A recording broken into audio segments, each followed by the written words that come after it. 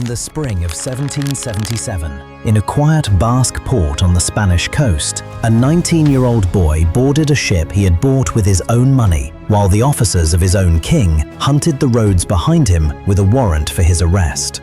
He was one of the richest young men in France. He held an ancient title, a place at the court of Versailles, a chateau, and a young wife from a family so powerful it was related to the king himself. He had, in short, everything the 18th century world could give a man, and he was throwing all of it away to sail 3,000 miles and get shot at for strangers in a war his own country had not joined, for a government that had not agreed to accept him in a language he could barely speak.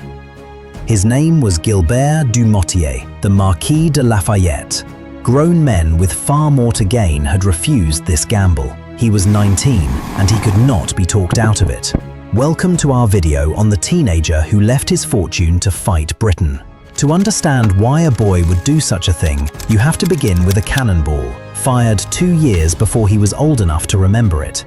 Gilbert du Motier was born on the 6th of September 1757 in the Chateau of Chavagnac in the rugged uplands of the Auvergne in the heart of France. He was born into a family of soldiers, men who for generations had marched off to fight France's wars and often not come home. His father was one of them.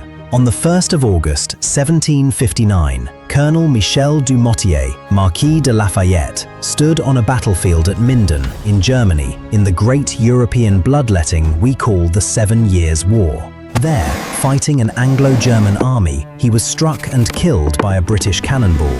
His son was not yet 2 years old. The boy would never remember his father's face, but he would grow up remembering, indeed being carefully taught, exactly who had killed him.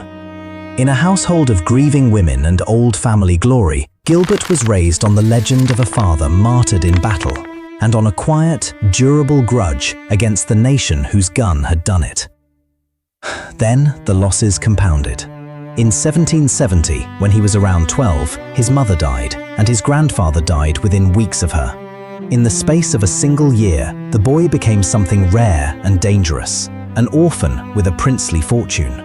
He inherited estates, a title, and one of the largest incomes in France, with no father to guide him, and no one, really, to say no. Money and rank opened every door. At 14, he entered the king's service as a soldier, following his father into the army. At 16, he was married, in the arranged fashion of the great families, to Adrienne de Noailles, a daughter of the House of Noailles, one of the most influential clans in the kingdom, with ties that reached to the throne. By any ordinary measure, the young Marquis had already won at life before it had properly begun. He was wealthy beyond need, nobly born, well married, and commissioned in the finest army in Europe. Curious. And he was, by most accounts, restless and unsatisfied to the point of ache. He was awkward at the glittering court, a poor dancer, an indifferent flatterer, out of place among the perfumed intrigues of Versailles. He had inherited his father's fortune and his father's title and his father's enemy, but not yet his father's chance to matter. What the boy wanted was a cause worth the name. In the summer of 1775, at a dinner table far from Paris, he found one. That summer, Lafayette was on garrison duty in the fortress town of Metz, in the east of France, and there he was invited to a dinner that would redirect his entire life, and, in a small way, the history of the world. The guest of honor was a most unlikely muse, the Duke of Gloucester, the younger brother of King George III of Britain. The Duke was, at that moment, on poor terms with his royal brother, and perhaps that colored his talk, for over the dinner he spoke at length about the troublesome rebellion breaking out across the Atlantic in Britain's American colonies. He spoke of the colonists and their strange, presumptuous ideas that men might be equal, that a people might govern themselves, that they might throw off a king who ruled them without their consent. Whether the Duke spoke in mockery or with a trace of sympathy, the accounts differ. What is certain is the effect his words had on the 19-year-old French officer listening across the table. They set him alight. Here, suddenly, was everything the restless young Marquis had been missing. A war against the very British who had killed his father, wrapped inside a cause that felt vast and noble and new. Lafayette later wrote in his memoirs that from the first news of this quarrel, his heart was enrolled in it.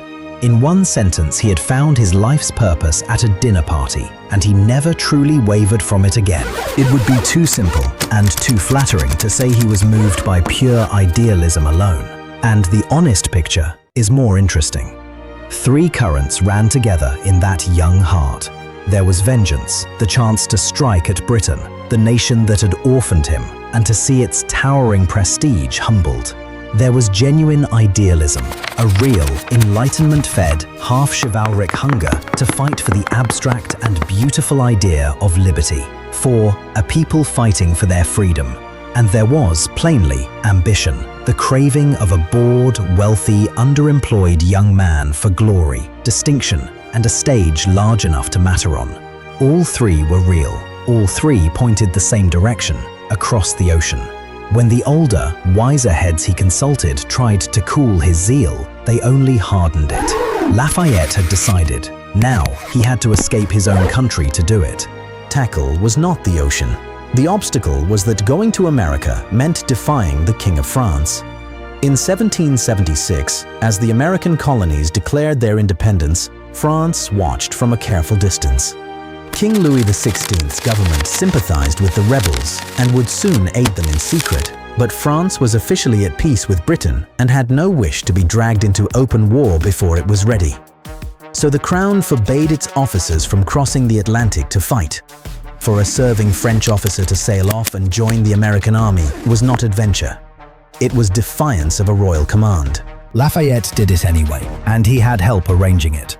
In Paris, the American agent Silas Deane was quietly recruiting experienced European officers for the struggling Continental Army. And to the 19-year-old Marquis, who had never commanded men in a battle in his life, Deane offered a dazzling paper commission, the rank of Major General. It was an extraordinary thing to promise a teenager, but Lafayette's name, wealth, and connections made him a prize worth courting. The commission, of course, was worthless unless he could actually get to America, and the doors of official passage were closed to him. So the young man did something that tells you everything about both his determination and his purse. He bought his own ship. With his own money, a great deal of it, he purchased a merchant vessel, named her fittingly La Victoire, the Victory, and had her fitted out in a port on the Spanish coast, beyond the easy reach of French authority. When his family learned of the scheme, they were appalled. His own father-in-law tried to head him off, and when the king himself learned that the young Marquis was slipping south to sail against royal orders, he issued a command for his arrest. It became, for a few weeks, a genuine chase, a teenage aristocrat dodging the officers of his own sovereign to reach a ship he had bought to fight a war he had no business fighting. Lafayette evaded them, crossed into Spain, and in April of 1777 put to sea aboard La Victoire, one step ahead of the law, bound for a continent he had never seen. With him sailed a small band of French officers who had thrown in their lot with the same improbable cause. Chief among them, a hard, experienced, 56-year-old Bavarian-born soldier named Baron de Kalb, a man old enough to be Lafayette's father and destined to give his life for America.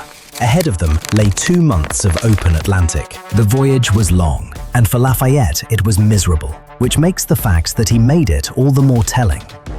The crossing of La Victoire took something like 54 days, the better part of 2 months, across nearly 4,000 miles of open ocean. Lafayette, it turned out, was prone to seasickness, French military. And there is a certain quiet heroism in the image of him. A wealthy young man who could have been dancing at Versailles, instead pitching and rolling for weeks in a small ship on a grey sea, sick much of the way, sailing toward a war he might not survive. He did not waste the time. Knowing that he was crossing into a country whose language he barely knew, he spent the endless days at sea bent over books, teaching himself English, so that he might be of some use when he arrived. On the 13th of June, 1777, La Victoire made landfall, not at any grand port, but at North Island, on the coast of South Carolina, near Georgetown. There was no welcoming committee. There was only a strange, hot, half-wild country, and a very long way still to go. The Americans he first encountered received him with more bemusement than ceremony, and between that lonely beach and the seat of the American government at Philadelphia lay hundreds of miles of rough overland travel through the summer heat. So he traveled it, The young Marquis and his companions made a grueling journey of something like 900 miles up the length of the American seaboard, on horseback and by carriage over bad roads, through forests and river crossings and small farming towns, in the brutal humidity of an American summer. By the time Lafayette reached Philadelphia at the end of June, the elegant courtier of Versailles was sunburned, road-worn, and exhausted. He had given up his comfort, defied his king, spent a fortune, and crossed an ocean and half a continent, and he arrived to discover that the country he had sacrificed so much to serve was in no particular hurry to have him. The Continental Congress, when Lafayette presented himself, was tired, and specifically tired of young men exactly like him. The problem was not Lafayette personally.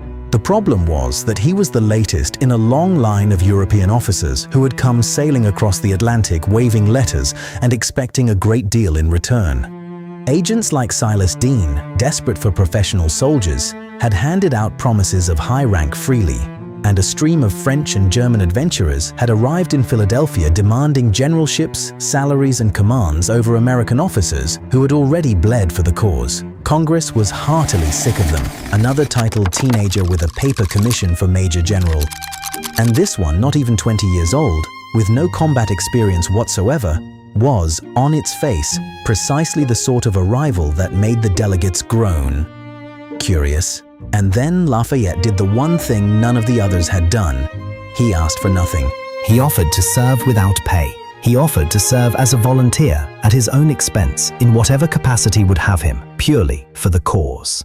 It was a masterstroke, though it seems to have come from sincerity rather than calculation. And in fact, he would go on to spend enormous sums of his own money outfitting and paying the American officers around him. The gesture changed everything. Every other foreign officer had come to America asking what the revolution could do for him. Here was a 19-year-old Marquis, one of the richest men in France, asking only what he could do for the revolution and offering to pay for the privilege. No letter of introduction, no grand title could have bought the credibility that single refusal of a salary earned him. It signaled, unmistakably, that this boy had crossed the ocean for a cause and not for a paycheck. Congress relented. On the 31st of July, 1777, the delegates voted to commission the Marquis de Lafayette, a major general in the Continental Army. He was 19 years old, with no command and no battle behind him, a general in name, on trust, and on the strength of his own astonishing sincerity. Within days, he would meet the man who would make him a soldier in truth, and who would come to love him like a son. On the 5th of August, 1777, at a dinner in Philadelphia, the 19-year-old French volunteer was introduced to the Commander-in-Chief of the Continental Army, General George Washington. It was one of the more consequential meetings in American history, and something in it clicked almost at once. On its surface, the pairing was unlikely. Washington was 45, a self-made Virginia planter and surveyor, physically imposing, famously reserved, a man who had risen the hard way and had once, in his youth, fought against the French as an officer of the British Crown. Lafayette was a perfumed European aristocrat less than half his age, born to a fortune Washington could scarcely imagine, fluent in the courtly graces the Virginian had never learned. They should have had nothing in common. Instead, they formed a bond that neither the war nor the decades after it would break.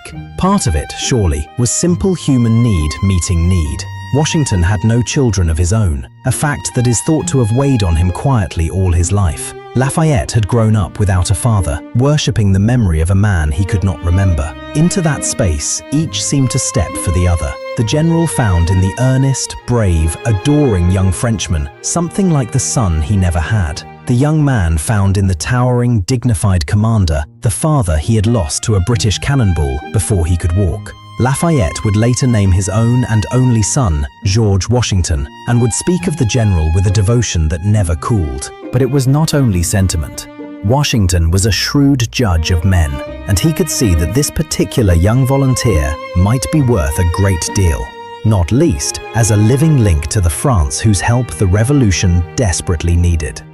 He took Lafayette onto his staff. He watched him, and, being a careful man, he had reason to wonder whether the boy's zeal would survive contact with the real thing, with the noise and terror and blood of an actual battlefield, so unlike the glory the young Marquis had dreamed of at a dinner table in Metz. he would not have to wonder for long. The test came just 5 weeks later on the banks of a Pennsylvania creek called the Brandywine. On the 11th of September, 1777, General Sir William Howe's British Army moved to destroy Washington's force guarding the approaches to Philadelphia, and the two armies collided at Brandywine Creek. For Lafayette, it was the first battle of his life. The day went badly for the Americans. Howe pinned Washington's attention with a frontal demonstration while marching the bulk of his army on a long, hidden flanking route to fall on the exposed American right, the same kind of maneuver that had undone so many armies before.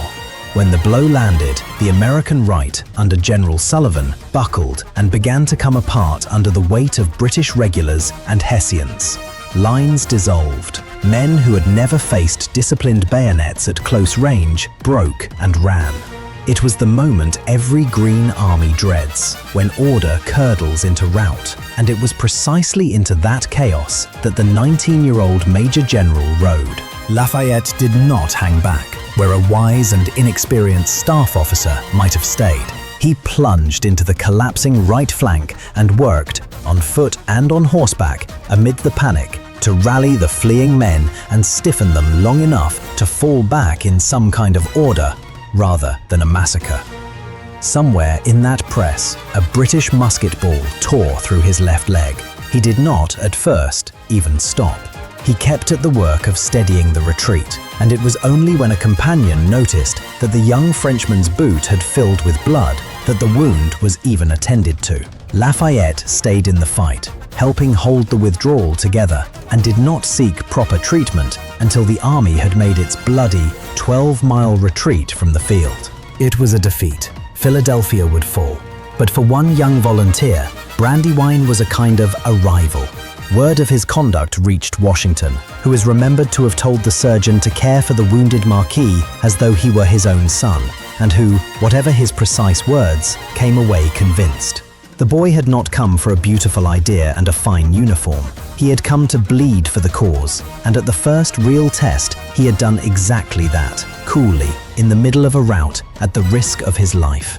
Lafayette was carried off to recover among the Moravians at Bethlehem, Pennsylvania.